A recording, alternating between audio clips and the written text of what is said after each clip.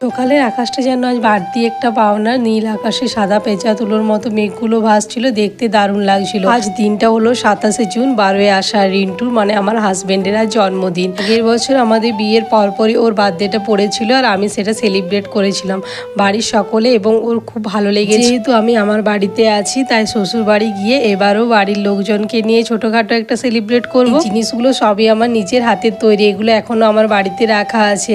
আজকে দেখানোর বিশেষ কারণটা হলো প্রতি বছর রিন্টুর জন্মদিনে একটা করে ওকে বার্থডে কার্ড আর এরকম গিফট বানিয়ে দিতাম, ওর খুব ভালো লাগতো। সেই জন্য আজ বিশেষ করে মনে পড়ে গেল আর আপনাদের সাথে শেয়ার করলাম। তারপর বাগানে চলে এসেছি, দেখলাম বাগানে বাবা বেশ কিছু নতুন গাছ লাগিয়েছে, সেগুলোতে একটু জল দিয়ে দিলাম। বিকেলে রিন্টু ডিউটি থেকে বাড়ি ফেরার পথে আমি একবার আমাদের বাড়িতে আসতে বলেছি, ও আসলে কি হলো না হলো তা পরের মিনি ব্লগে শেয়ার করব। এই মিনি ব্লগটা এইটুকুই, ভালো লাগলে অবশ্যই লাইক করবেন। বাই।